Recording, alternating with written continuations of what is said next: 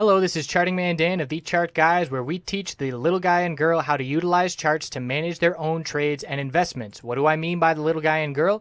Well, we just had two directives signed halting the implementation of a rule that requires financial advisors to act in the best interests of their client. Let that sink in a little bit. The big wigs on Wall Street can play with your retirement and hard-earned money without your best interests at heart. We currently have hundreds of members taking charge of their financial future, and we would love for you to come check out a free week with no credit card required to see if our services would be beneficial on your path to financial independence as well. What we offer, we have a separate course of over 5 hours in length on when to enter and exit positions.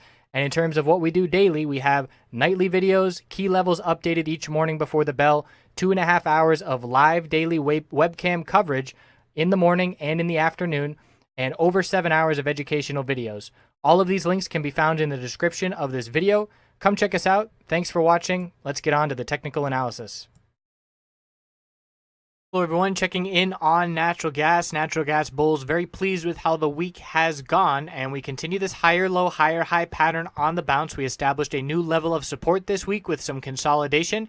We hit a low of 2986, and then we continued to the upside with a pretty strong end to the week. So the bulls are pleased. A nice reaction to the inventory report after a bearish reaction initially, bulls showing back up. So our resistance that we're looking at from here is the high of this bounce, 3113. And if we can break that level, there's not a ton of resistance until up at 319. So there's some nice upside if we can get that higher high and continue this pattern to the upside.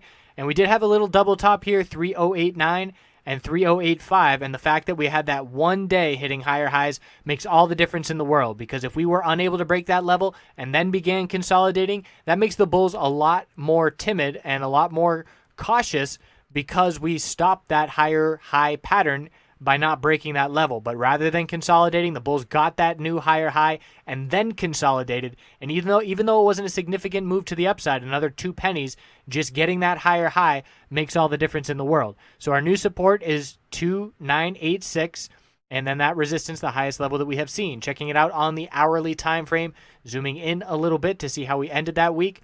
And we had a bearish start. I was watching this channel here heading into this morning, and we had a bearish start to the day by losing that channel, but then this huge candlestick really just turned things completely around and gave the bulls all the momentum into the rest of the day. So a nice save by the bulls there, turning things around and still closing the week very strong. Let's see how we look on the weekly time frame.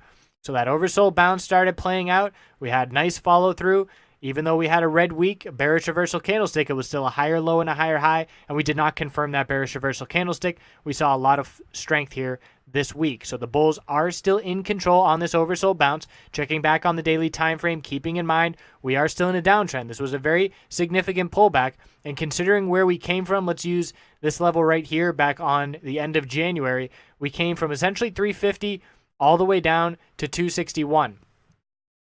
So we've only really gotten not even half of that back yet. So we have to keep that in mind, where we are still in a longer-term daily downtrend, and it's going to require a very significant amount of recovery for the bulls to see a significant recovery. And we have gotten over a couple downtrend resistance lines where we were watching the lower highs that have been hit, and now we're looking at the next major resistance up here. I would be looking at 3253, where we had a bounce attempt and we rejected. And let's put a resistance line at that level just to be keeping an eye on that next major resistance. We do have a resistance, like I said, at 319, but it is not as clear and as significant as that 3253 level. So looking at UNG on the daily time frame, nice slow and steady, higher low, higher high continuation. And we had that high of 750. And we now have a double top at 750, so the bulls do need to be aware of that. The 50-day moving average resistance is 749. We were unable to close above that this week. And our new higher low, the key support, is 725. So the range right now, 725 support, 750 resistance. And if the bulls can get over 750, the next level that we are looking up to is 765. So the weekly time frame for UNG, nice follow through, looks very similar to that natural gas weekly chart that we just looked at, obviously. And we are still very clearly in a long-term pullback over the past few months and trying to recover, but it's not an entirely significant recovery at this point. So we do need to be cautious and keep a skeptical mindset is what I would say, because of where we are coming from. And in one of the last videos I did, I just made this point in the oil video, but I always like to look at the inverse. So I know UNG is bullish, natural gas, and I always like to look at the inverse ETF. Just might as well look at it from a different perspective. So here's an example where last week I was looking at UGAS, and nothing really stood out in terms of a pattern. I was looking at a clear higher low, higher high. This didn't look like a bull flag to me, considering where we came from, considering the overall downtrend, and it didn't really stand out as a bull flag. But I looked at DGAS, and this stood out clearly as a bear flag to me.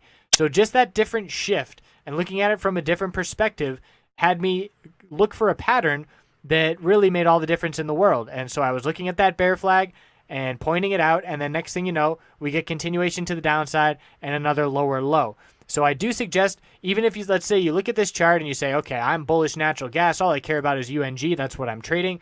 By all means, look at the inverse ETF just for some clues and some things to be looking at, because that shift in perspective can often make a significant difference. So I hope you have a great weekend, and we will be back next week with James covering natural gas, and we'll see you soon.